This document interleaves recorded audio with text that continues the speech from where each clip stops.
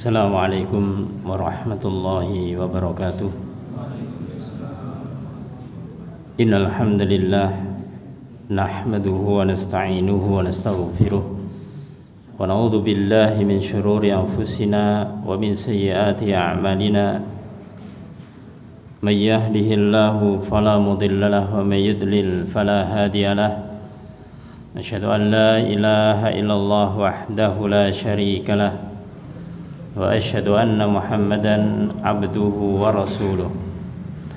Qala Allah ta'ala fi kitabihil karim, ya ayyuhalladzina amanu taqullaha haqqa tuqatih wa la tamutunna illa wa antum muslimun. Amma ba'du, fa inna astaqal hadithi kitabullah wa khairal hadi hadi Muhammadin sallallahu alaihi wasallam wa syarrul umuri muhdatsatuha wa kullu muhdatsatin bid'ah wa kullu bid'atin dhalalah wa kullu dhalalatin finnar. Allahumma shalli ala Muhammad wa ala alihi wa ashabihi wa man tabi'ahum bi ihsanin ila yaumiddin. Ayolah ikhwah azani wa azkullah, alhamdulillah, puji syukur kita panjatkan kehadirat Allah Subhanahu wa taala atas segala nikmat yang Allah berikan kepada kita, khususnya di malam ini kita masih dimudahkan Allah Subhanahu wa taala untuk bisa berada di masjid yang mulia ini dalam rangka mengisi waktu yang Allah berikan kepada kita, yaitu kita menuntut ilmu atau talabul ilm, yang ini merupakan kewajiban kita bersama sebagai hamba Allah Subhanahu wa taala. Ayolah ikhwah azani wa azakullah, pada kesempatan malam ini kita akan lanjutkan menyampaikan tema tentang tazkiyatun nafas, yaitu tentang penyucian jiwa, yang dimana kita sudah menyampaikan poin-poin yang terkait dengan obat dari penyakit hati. Poin yang sudah kita sampaikan secara angka sudah sampai 7, maka kita menyampaikan yang ke-8, yaitu membuang berbagai kotoran hati. Untuk bisa mengobati hati, penyakit hati ini, maka harus dibuang kotoran-kotoran yang ada di dalam hati ini. Apa yang dimaksud dengan membuang kotoran hati ini? Maka diantaranya Allah Subhanahu wa ta'ala berfirman dalam surat Al-Muddathir ayat yang keempat, wa thiyabaka fatahhir, dan pakaianmu maka bersihkanlah, sucikanlah. Secara lafaz di sini berbunyi thiyab, yaitu pakaian. Maka di sini selain makna lughah, yaitu makna bahasa yang ada di dalam ayat ini, kita diperintahkan untuk mensucikan baju kita, pakaian kita, agar kita beribadah kepada Allah Ta'ala dengan kondisi pakaian kita itu suci. Namun para mufassir yang lainnya menyebutkan bahwasanya tidak hanya bermakna secara luas, secara letterlek, tapi thiyab di sini maknanya adalah qalb, makna lainnya adalah hati. Dan terhadap hatimu fatahhir, maka sucikanlah, bersihkanlah, dibersihkan dari dosa-dosa yang ada. Maka harus dibuang kotoran-kotoran yang ada di dalam hati ini. Dan kita sejak awal menyampaikan bagaimanakah hati ini tidak mudah untuk dijaga, yang artinya berbagai macam penyakit hati akan selalu masuk ke dalam diri kita. Maka kalau kita menyadari bahwasanya hati kita akan terus termasuki oleh kotoran-kotoran hati, oleh dosa-dosa yang ada, maka itu menjadi suatu penyakit. Maka untuk sembuhnya, ya hilangkan penyakit itu, hilangkan penyakit tersebut. Apa saja di antara contoh-contoh dari kotoran hati ini? Maka di antaranya secara ringkas kita bisa sebutkan, misalkan hubbud dunya, yaitu cinta dunia. Karena orang yang dia itu cinta kepada dunia, maka dia itu akan meremehkan akhirat. Dia akan meremehkan akhirat. Dan ketika dia itu cinta kepada dunia, maka dia akan bagaimanakah bisa mendapatkan dunia ini semaksimal mungkin, sehingga dia melalaikan yang namanya akhirat ini karena cintanya kepada dunia. Jadi hatinya itu dipenuhi dengan dunia. Ketika hati dipenuhi dengan dunia, otomatis akhiratnya tidak ada atau mungkin sedikit. Nah, ini adalah harus dibersihkan supaya yang mendominasi di dalam hati kita itu adalah merupakan hubbul akhirah, itu cinta akhirat. Contoh lainnya dalam kotoran hati misalkan tamak atau tomak, yaitu rakus. Ya, rakus atau tamak di sini bagaimanakah seseorang itu ketika sudah mendapatkan sesuatu tidak puas, mendapatkan rezeki tidak puas. Bahkan yang memprihatinkan, dia sudah mendapatkan rezeki yang cukup pada dirinya, ketika melihat orang lain itu mendapatkan rezeki yang lebih sedikit dari dia, maka dia ingin mendapatkan harta itu juga. Sehingga bagaimanakah supaya harta orang lain itu juga bisa dia kuasai, yang pada dasarnya sebenarnya bagi dirinya sudah cukup, tapi karena rasa tamaknya maka dia tidak ingin orang lain itu lebih dari dia harus yang menguasainya. Ini juga penyakit yang ada di dalam hati atau kotoran hati ini. Contoh lain adalah sombong, kibar, ya, kesombongan. Ini betapa orang kadang-kadang sombong tidak terasa para jemaah. Sombong tidak mesti orang itu istilahnya berkacak pinggang, ya, memusungkan dada, menunjuk orang-orang begini dan begitu. Tapi yang harus kita waspadai kesombongan adalah kesombongan di dalam memperoleh ilmu. Itu banyak yang sombong. Apa maksudnya? Ketika seseorang itu diberi ilmu, diberi al-haq, diberi kebenaran, maka dia kemudian menolaknya dengan berbagai alasan. Apakah menolaknya dengan cara mungkin halus atau bahkan cara yang kasar? Ketika dia melakukan satu kesalahan, kemudian kita ingatkan kesalahan dia akan mengatakan, sudah, jangan urusi diriku, urusi saja dirimu, urusi saja dirimu. Ini dia seakan-akan tidak menunjukkan rasa sombongnya. Tapi ketika dia itu namanya menolak al-haq dan dia itu kemudian tidak mempedulikan orang lain, itulah al-kibr. Karena Rasul mengatakan al-kibru batarul haqqi wa ghamtun nas. Bahwasanya kibr, sombong, adalah menolak al-haq dan merendahkan manusia. Ini dua hal yang mesti berkaitan. Orang mungkin dia mengatakan, ya memang saya ini orangnya katakanlah awam. Tahu awam tapi diberi ilmu tidak mau, ya. Bahkan dia membantah, sudahlah saya biarkan seperti ini, jangan banyak diberi pengetahuan. Ini berarti dengan bahasa lain tidak mau menerima ilmu. Batarul haq, yang menolak al-haq. Otomatis dia akan merendahkan orang yang menyampaikan itu. Itulah kesombongan. Maka hati-hati di sini para jamaah. Kesombongan tidak selalu dalam masalah harta, tapi yang kadang tidak sadari orang adalah dalam masalah keilmuan ini. Maka ketika kita mendapatkan peringatan atau diingatkan orang lain, bahkan kita dikritik oleh orang lain, pandanglah itu adalah sesuatu yang itu dengan pandangan husnudzon. Kalau kita difitnah, kita dikritik, kemudian kita dicemooh, dilecehkan dan yang lainnya, coba kita memandang dengan husnudzon. Caranya mudah. Apakah cemoohan, fitnah itu benar kita lakukan ataukah tidak?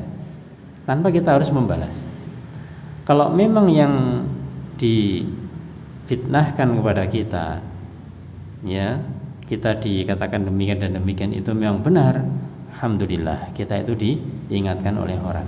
Kita malah justru berterima kasih padanya. Terima kasih telah diingatkan tentang kekurangan kita sehingga kita memperbaikinya. Tapi kalau memang itu tidak benar ada pada diri kita, alhamdulillah, yang diucapkan tidaklah benar, tidak ada pada diri kita, dan tidak mengharuskan untuk mengkanternya, tidak mengharuskan untuk melawannya. Ketika kita melawan, nanti malah ada indikasi kita itu menutupi diri. Nah, ini jangan sampai. Maka itu di antara hal yang juga merupakan kotoran hati, yaitu kesombongan. Kemudian al-ujub, yaitu bangga diri. Mirip dengan yang namanya kesombongan ini. Ini biasanya orang-orang yang memiliki kedudukan, orang yang memiliki jabatan, orang yang memiliki pengaruh. Ini rentan sekali, bahaya sekali untuk ujub, untuk bangga diri. Mungkin dia ketika menjadi seorang pimpinan, seorang kepala ini, seorang kedudukannya demikian, mungkin dia tidak ingin berbangga, tapi ternyata sekelilingnya, orang sekitarnya itu mengkondisikan demikian, ya, memuji dia, mengangkat dia dan yang lainnya, akhirnya dia bangga. Nah, ini yang menjadi masalah. Kemudian yang lainnya adalah merupakan kotoran hati adalah al-ahwa, yaitu hawa nafsu. Bagaimana hawa nafsu ini memang harus kita selalu waspadai dan harus kita hilangkan. Ini adalah kotoran hati. Kemudian hasad, ya, iri, dengki. Iri dan dengki, yaitu kita tidak suka ketika ada orang yang mendapatkan nikmat. Meskipun kita tidak menginginkan nikmat itu hilang dari orang itu, ketidaksukaan kita itu merupakan hasad. Apalagi sampai mendoakan jelek. Mendoakan jelek itu lebih parah lagi. Sudah kita iri, nggak suka, kita mendoakan kejelekan dengan orang lain. Itu lebih parah. Juga merupakan kotoran hati adalah bakhil, yaitu kikir atau pelit. Kikir dan pelit ya oleh azani wa azakullah. Ini yang dipahami adalah dia memiliki sesuatu yang bisa diberikan dan dia tahan. Dia memiliki sesuatu yang bisa diberikan, dia tahan karena kekhawatiran yang ada dalam pikirannya dan ada dalam hatinya. Contoh misalkan yang paling mudah ketika diminta mengeluarkan zakatul mal. Contohnya, orang ketika memiliki harta sudah mencapai nisab, sudah haul, kemudian diperintahkan oleh syariat untuk mengeluarkan zakatul mal. Apalagi hartanya sudah miliaran misalkan atau triliunan, tampak itu 2,5%-nya sudah berapa? Maka yang muncul di dalam dunia adalah eman, ya, bakhil, eman, yaitu kalau saya keluarkan sudah besar ini, nanti saya rugi dan yang lainnya. Ini orang yang kikir atau orang pelit. Beda dengan orang kalau memang dia tidak punya. Namanya tidak punya, apa yang mau dikeluarkan? Apa yang mau dikeluarkan tidak ada. Maka orang yang bakhil dan pelit ini atau kikir ini adalah orang yang sebenarnya mampu untuk bisa memberikan sesuatu kepada orang lain, tapi dia menahan diri karena berbagai macam pertimbangan dan kekhawatiran yang tidak disyariatkan. Kemudian agak parah juga yaitu an-nifaq, yaitu sifat kemunafikan. Antara lisannya, antara dohirnya dengan hatinya tidak sama. Lisannya mengatakan na'am, ya, tapi hatinya mengatakan tidak. Ya, atau sebaliknya, lisannya mengatakan tidak, tapi hatinya mengatakan ya. Itu gambaran nifak yang sederhana. Antara lisan dan hatinya tidak sama. Itu adalah sifat nifak. Kemudian riya, ya, ingin dipuji orang, memperlihatkan amalan supaya dipuji oleh orang lain. Suka pamer. Kemudian dia itu juga orang yang ketika memiliki sesuatu, mungkin para jamaah, kalau ketika dikatakan ini orangnya suka pamer, dia mungkin tidak mau, tapi kenyataannya yang dilakukan itu. Ini yang menjadi musibah para jamaah, hati-hati, ya, bagi kita, ya, bagi kita semuanya yang suka membuat status. Kalau pamer harta itu mungkin kelihatan nyata, kelihatan orang lain. Tapi ketika seseorang itu memamerkan aktivitasnya, ini yang kadang-kadang tidak disadari. Ini juga pamer, juga termasuk pamer. Contohnya yang mudah, dan ini mungkin bahasanya itu tipis sekali, seakan-akan tidak pamer. Kajian yang semacam ini, ya, kemudian dibuat status, Apa yang difoto, apakah bukunya, apakah kajiannya, apakah forumnya, dibuat status sedang kajian. Apa kira-kira nilai atau makna dari ini? Ya, salah satunya ini, salah satunya adalah dia pamer, menunjukkan dirinya saat ini sedang melakukan kajian. Meskipun orang berbagai makna memberi makna itu, tapi salah satunya itu. Nanti setelah kajian ke rumah, misalkan sedang melihat ceramah yang ada di TV, misalkan kajian di televisi, di-share lagi atau dibuat status lagi. Nah, ini adalah juga unsur pamernya ada para jemaah. Ini adalah kotoran hati. Adalah kotoran hati. Maka kita tidak menutup yang namanya pendapat-pendapat orang berstatus kan tidak mesti negatif. Ya, namanya sesuatu mesti ada positif, ada negatif. Kalau memang itu positif, ya tentunya akan dilakukan. Orang berstatus misalkan dia itu menginformasikan adanya kajian. Nah, ini adalah positif supaya orang lain orang lain bacanya, oh ya ternyata kajian, dia mau ikut itu. Tapi kalau seperti yang kita sampaikan di awal tadi, sudah nanti kajian dibuat status lagi, lah ini apa namanya? Ya, bisa masuk dalam unsur pamernya, naudzubillah. Kemudian sifat buruk lainnya, misalkan pengecut atau curang, ya, tidak jujur. Maka ini adalah sifat-sifat yang menjadi kotoran hati manusia. Maka harus kita hindari semuanya ini, ya ikhwah, a'azani wa a'azakumullah. Ayo ikhwah, a'azani wa a'azakumullah. Maka itu poin yang ke-8, untuk bisa mengobati penyakit hati, maka kita harus sadar, kita harus tahu, kita harus paham tentang kotoran-kotoran hati yang itu bisa jadi ada di dalam diri kita. Kita bersihkan. Kita bersihkan bagaimana caranya? Dilawan. Ya, dilawan dengan yang sebaliknya. Misalkan kita cinta dunia, harus dilawan, dialihkan dengan cinta akhirat. Misalkan kita hasad dengan orang lain, usahakan kita memaksa diri kita bukan muncul ungkapan-ungkapan hasad, tapi muncul ungkapan doa kepada orang lain. Ya, kita ridho, akhirnya kita akan ridho. Kalau kita misalkan ada kotoran hati berupa yang pamer tadi itu, hentikan. Ya, hentikan. Kita pikir ini manfaatnya apa? Manfaatnya apa? Kalau tidak ada manfaatnya, sudah nggak perlu dilakukan. Ayolah ikhwah, a'azani wa a'azakumullah.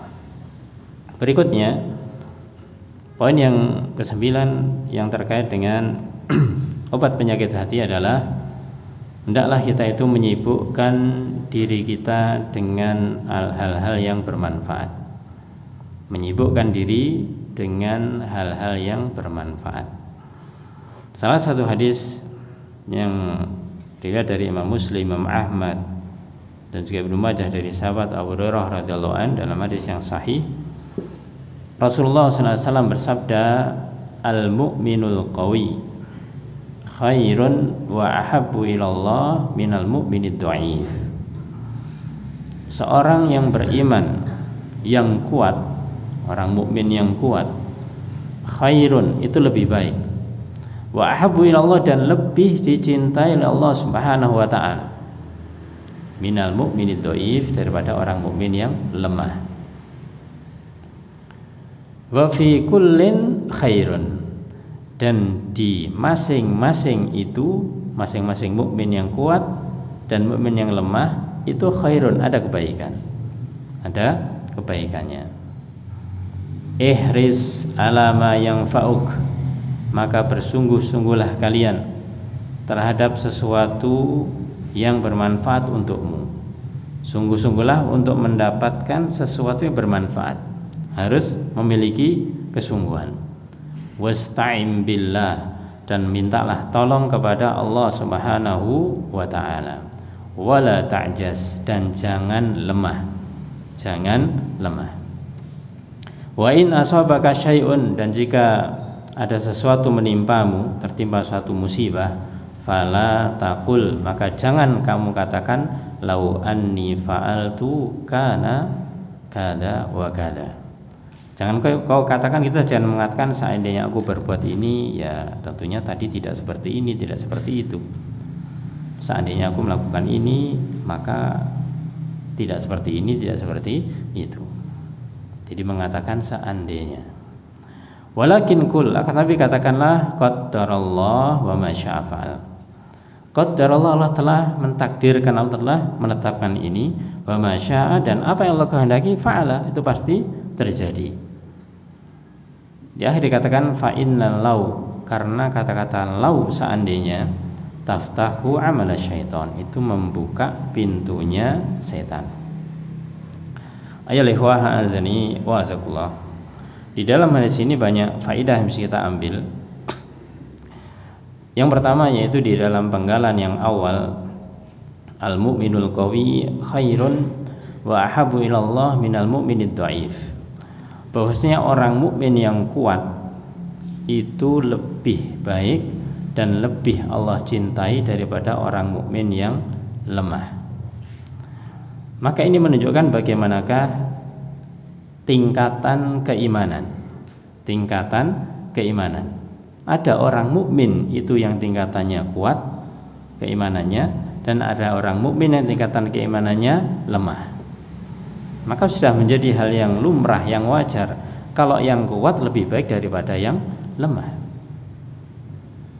Dan di sini ada dikatakan khair wa habbu ilallah, yaitu baik dan dicintai Allah Ta'ala, baik untuk orangnya, orang mukmin itu, dan Allah akan mencintainya. Ini menunjukkan sifat Allah yang memiliki rasa cinta kepada hambanya. Allah akan mencintai hambanya. Makanya kita semuanya tentunya ingin mendapatkan cintanya Allah Subhanahu wa Ta'ala. Kalau kita mendapatkan balasan cinta Allah Ta'ala, Masya Allah, ya, kita akan dibimbing, dimudahkan Allah dalam berbuat berbagai macam kebaikan. Oleh karena itu, orang mukmin yang kuat ini adalah orang-orang yang mereka kuat, kokoh di atas ketaatan kepada Allah Subhanahu wa Ta'ala. Mereka tidak mudah untuk goyah, tidak mudah untuk jatuh, tidak mudah untuk stres, tidak mudah untuk frustasi, tidak mudah untuk putus asa ketika menjalankan perintah-perintah Allah Subhanahu wa Ta'ala. Karena memang kita tidak boleh melakukan itu semuanya, ya. Kita putus asa, kita jatuh, kita stres, kita putus asa tadi itu, ya, dan kita bingung dan yang lainnya. Ya, karena namanya ibadah ini tidak ada batasnya. Ibadah tidak ada batasnya. Allah berfirman, wa'bud rabbaka hatta ya'tiyakal yakin. Beribadahlah kepada Rabbmu sampai datang kepada kalian al-yakin, al-maut, yaitu kematian. Ini menunjukkan bagaimanakah keimanan kita diuji. Harus selalu kita tingkatkan, kita perbaiki sampai datangnya yang namanya kematian. Sampai datangnya namanya kematian. Jadi tidaklah kemudian ada batasnya. Iman kan ada batasnya, sampai mati nanti.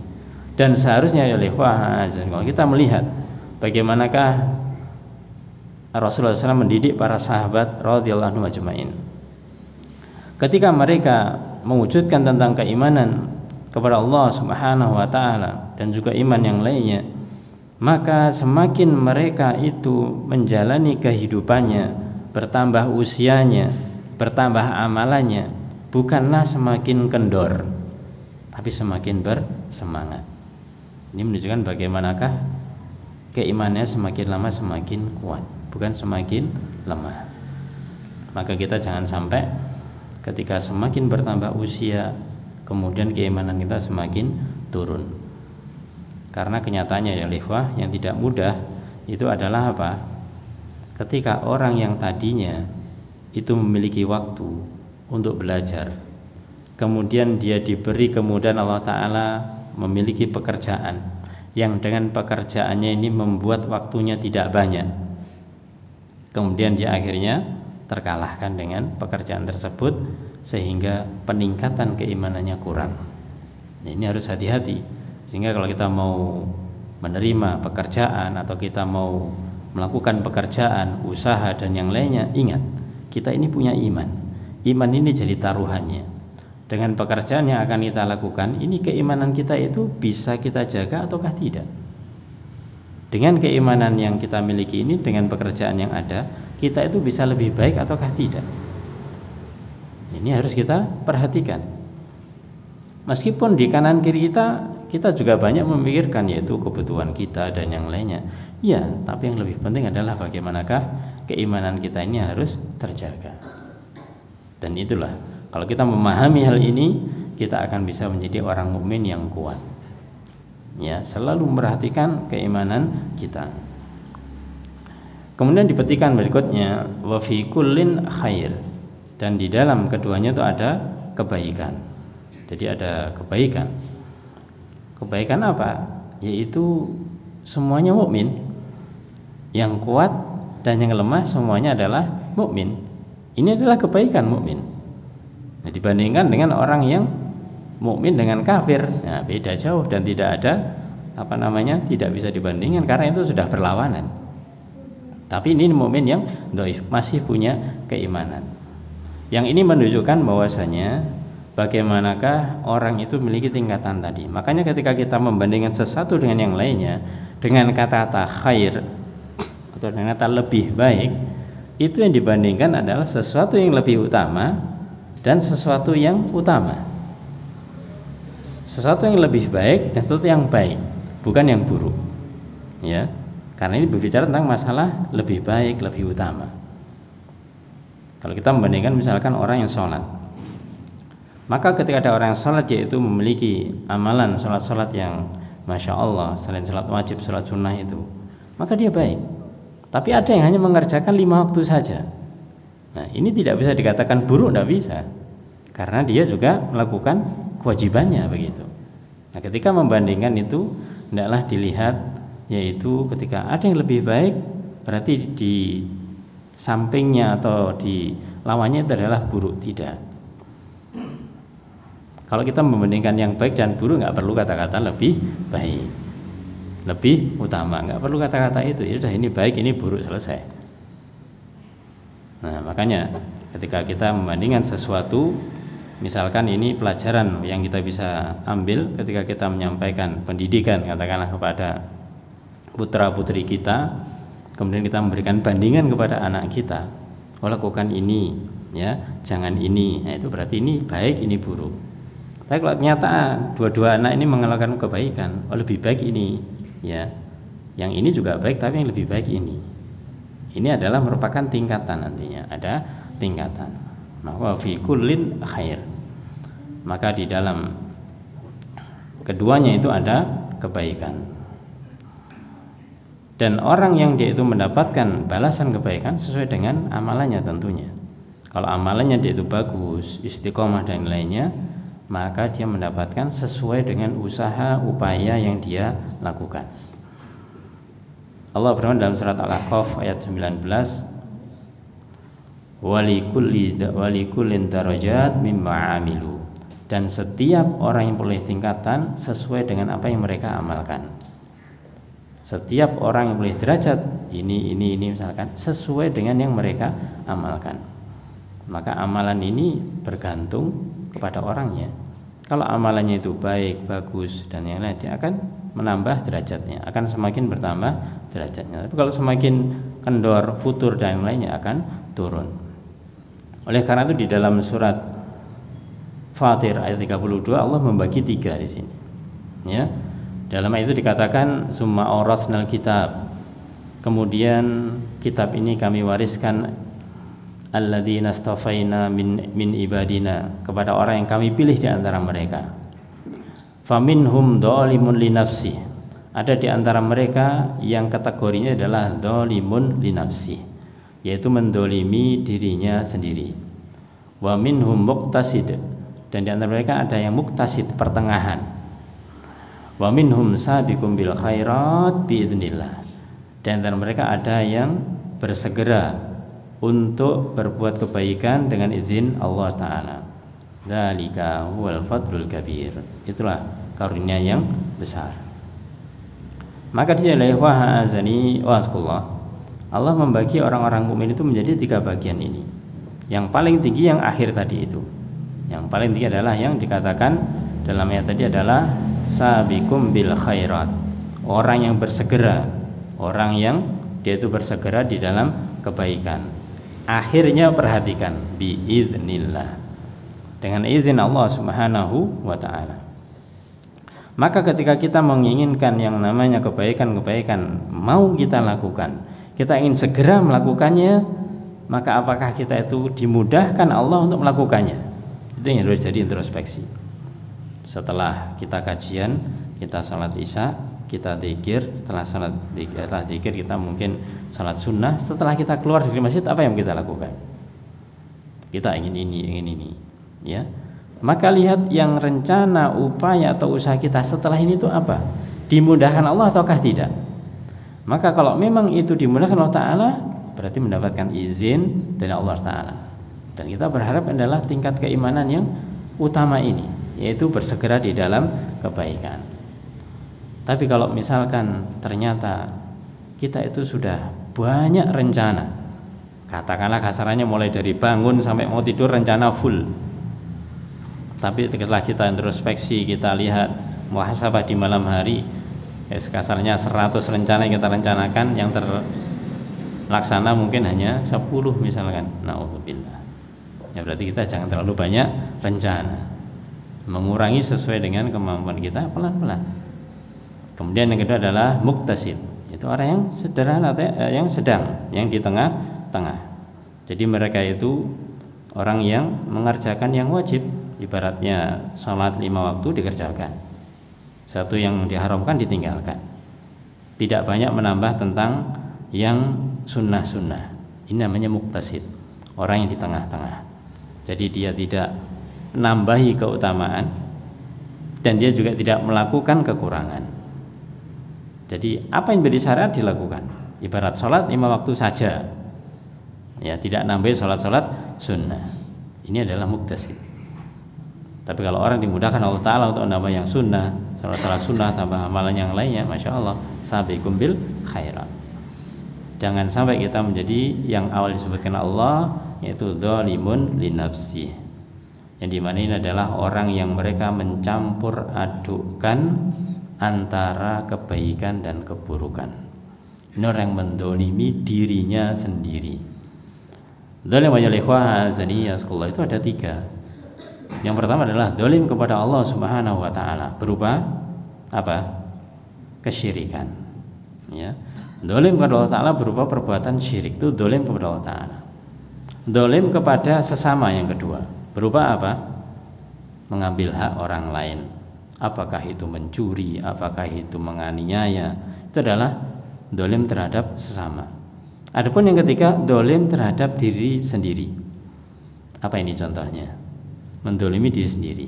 Ya, contohnya di sini tadi, mencampurkan yang hak dengan yang batil. Sholat 5 waktu yang menjadi kewajibannya dilakukan cuma 3 waktu, maghrib, isya, subuh, zuhur, asar hilang karena sibuk, ya, karena tidak sempat dan yang lainnya. Siapa yang rugi? Apakah Allah rugi? Apakah orang lain rugi? Ya dia sendiri yang rugi. Itu namanya dzalimun li nafsi, mendolimi dirinya sendiri. Orang yang berbuat kemaksiatan itu yang didolimi bukan orang lain, dirinya sendiri yang pertama dan utama. Karena kemaksiatan dilakukan bisa jadi orang lain terdolimi, ya, apalagi dirinya begitu. Maka ketika orang tadi berbuat jahat, misalkan dia merampok, ya orang lain berarti terkena kedoliman dia, tapi dia juga mendolimi dirinya sendiri melakukan pelanggaran, ya. Maka ini harus hati-hati. Ayo ikhwah azani wasqullah. Berikutnya hadis Rasulullah SAW berbunyi, ihris ala ma yanfa'uk, maka bersungguh-sungguhlah untuk meraih apa yang bermanfaat bagimu. Wasta'in billah, dan minta tolong kepada Allah, wala ta'jaz, dan jangan lemah. Jangan lemah. Ayo ikhwah azani wasqullah. Perkara yang bermanfaat secara umum maka ini ada dua hal, ya. Yang pertama itu adalah di dalam perkara-perkara din, perkara-perkara agama. Kemudian yang kedua perkara di dalam masalah dunia. Apa yang kita buat? Ya dua-duanya. Ya. Ketika kita mengetahui ada syariat Allah Subhanahu wa taala, perintah Allah taala, larangannya, maka yang bermanfaat adalah kita melakukan apa yang menjadi perintah, menjauhi apa yang dilarangnya. Itu berarti manfaat terkait dengan masalah din. Masalah dunia, apa yang bisa membuat diri kita memiliki tambahan bekal? Kita menolong orang, kita membantu orang, ya. Itu dua-duanya kita dapatkan, dunia dan akhirat. Dunianya kita kita memberikan kebaikan kepada orang lain merasakan kebaikannya. Akhiratnya kita mendapatkan pahala dari Allah Subhanahu wa ta'ala. Maka hendaklah kita selalu bersemangat di dalam melakukan yang bermanfaat ini. Namun ingat, di lanjutan hadis wasta'im billah, dan minta tolonglah kepada Allah Subhanahu wa ta'ala. Artinya kita bisa melakukan perbuatan manfaat tidak mungkin terjadi kecuali biidznillah, dengan izinnya Allah, dengan pertolongan Allah Subhanahu wa ta'ala. Wala ta'jaz, dan jangan lemah. Maka tiga hal ini perhatikan para jamaah. Kita kadang-kadang ketika memilah tiga hal ini tidak tercakup. Yang pertama adalah melakukan yang manfaat. Yang kedua meminta pertolongan kepada Allah. Yang ketiga tidak lemah. Kita buat contoh, misalkan orang melakukan sedekah. Ini manfaat, ya. Dia ketika sedekah, kemudian dia berdoa kepada Allah semoga bisa memiliki harta yang dia bisa sedekahkan. Maka ternyata Allah mudahkan. Allah mudahkan sehingga dia bisa memberikan sedekah kepada orang lain. Berarti wasta'im billah, doanya dikabulkan Allah taala. Tapi yang ketiga, sini wala ta'jaz, jangan lemah. Ternyata dia itu ketika sedekah sekali, ya, sudah merasa senang, merasa bangga. Atau apalagi sampai 2 kali, atau mungkin sudah 3 kali, saya sudah sedekah banyak, sudah sampai sekian kali. Akhirnya tidak sedekah lagi. Padahal Allah mudahkan. Ini namanya lemah, ya. Berarti memberi manfaat iya, minta tolong kepada Allah, tapi lemah, akhirnya tidak termenuhi. Atau yang lebih rendah dari itu, dia melakukan hal yang bermanfaat tapi kepedean, bahasanya begitu, ya, tidak minta tolong kepada Allah Subhanahu wa ta'ala. Akhirnya yang muncul nanti adalah riya. Yang diminta atau yang diinginkan bukanlah pahala dari Allah Ta'ala, tapi adalah pujian dari orang lain. Berarti dia tidak minta kepada Allah. Dan kalau orang lain tidak memuji, bagaimana? Selesai, sudah nggak akan membuat kebaikan lagi dia. Ini ketika dia tidak minta tolong kepada Allah. Apalagi yang dilakukan perbuatan yang tidak manfaat, ya naudzubillah, ya jangan sampai. Maka 3 hal ini harus kita ingat. Kalau melakukan perbuatan yang manfaat, ingat itu harus dibarengi dengan permintaan tolong kepada Allah. Doa kepada Allah supaya dimudahkan dan diistiqomahkan. Kalau sudah kita bisa melakukan, maka jangan lemah, terus jalan. Jadi diistiqomahkan. Jadi itu penggalan tentang hadis Rasulullah SAW. Kemudian berikutnya di dalam hadis ini, wa in asabaka syai'un fala taqul law anni fa'altu kana kada wa kada. Sekalian berikutnya, walakin kul qaddarallah ma syaa fa'al. Ini membuat kita mengingat bagaimanakah ketika musibah itu terjadi, ujian kita tentang takdirnya Allah Subhanahu wa ta'ala. Ketika ada musibah yang menimpa kita, kita diuji tentang iman kita kepada takdirnya Allah Subhanahu wa ta'ala. Ketika kita tidak bisa menerima kenyataan yang ada, kemudian mengatakan, oh seandainya tadi ikut usul saya nggak akan seperti ini, tidak akan seperti ini, ya. Maka ini dengan bahasa lainnya, bahasa hadisnya begini, lau ani fa'altuka nakada wa kada. Jadi misalkan dalam satu rapat, ya, dalam satu rapat ingin katakanlah melakukan suatu pekerjaan, ada 5 pendapat, 4 pendapat dan yang lainnya. Ya mau tidak mau diikuti satu pendapat. Misalkan dari 4 pendapat yang ada, dari 4 pendapat itu ternyata ketika dikompromikan ada 2 pendapat yang tidak bisa dikompromikan, jadinya hanya 2 pendapat. Ya, misalkan yang 3 ini setuju melakukan satu pekerjaan ini, yang 1 tidak. Maka karena yang 3 ini lebih banyak, dilakukanlah pendapat 3 orang ini untuk melakukan satu pekerjaan. Nah, ternyata setelah dilakukannya gagal. Dan ketika dievaluasi, sebenarnya kalau mengikuti pendapat 1 orang ini berhasil. Ya, kemudian mengatakan, loh ya kan, kalau saya ikut pendapatku tadi itu tidak seperti ini, ya bisa berhasil. Maka ini yang dilarang, ini yang tidak dibolehkan, ya.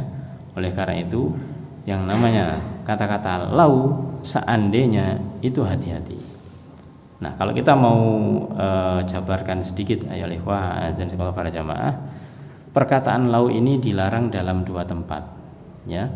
Yang pertama itu ketika perkataan lau seandainya ini digunakan untuk sesuatu yang telah berlalu, yang telah lewat, makanya dikatakan dalam hadis qadarallahu ma syafa'al, karena sudah terjadi, maka jangan kemudian mengungkit-ungkit kembali, itu sudah takdir Allah demikian, maka tidak boleh, ya.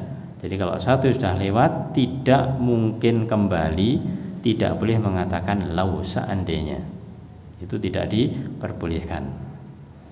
Yang kedua yang juga tidak dibolehkan, ketika orang itu meskipun itu belum terjadi tapi dia berangan-angan yang buruk maksiat, angan yang jelek, itu juga tidak boleh. Ya, kalau saya nanti kaya, saya akan begini, ya. Tidak hanya kebaikan, tapi kemaksiatan juga dilakukan.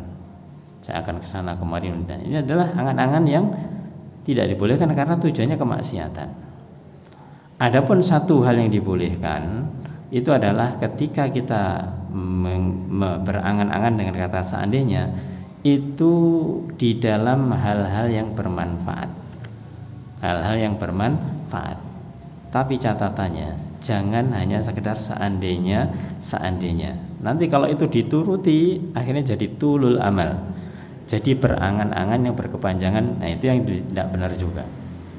Maka kalau berangan dengan bermanfaat, ini adalah sesuatu yang masih dibolehkan. Misalkan seandainya saya pekan depan itu tidak ada acara, saya akan datang ke kajian. Nah, ini adalah keinginan yang baik. Oleh karena itu maka ketika hal itu berkaitan dengan kebaikan, ini masih ada kebolehannya, tapi jangan kemudian hanya berangan-angan saja. Nah, inilah kata-kata lau di situ, ya ikhwah azani wa azakullah.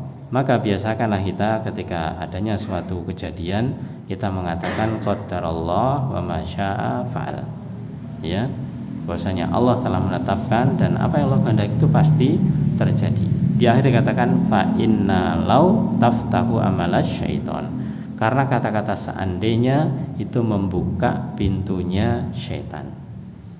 Betapa banyak orang-orang yang mereka itu berkelahi, ya, berbeda pendapat, berselisih dan yang lainnya, ini gara-gara seandainya.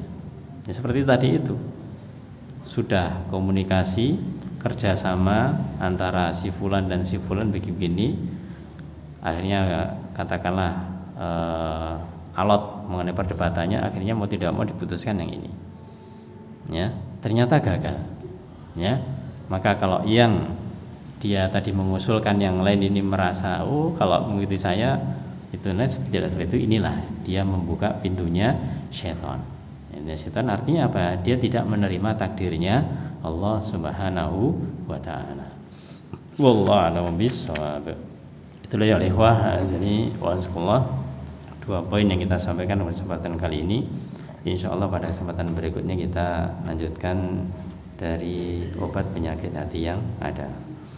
Kita cukupkan sampai di sini dengan kafaratul majlis. Subhanakallahumma wa bihamdika asyhadu an la ilaha illa anta astaghfiruka wa atubu ilaik. Assalamualaikum warahmatullahi wabarakatuh.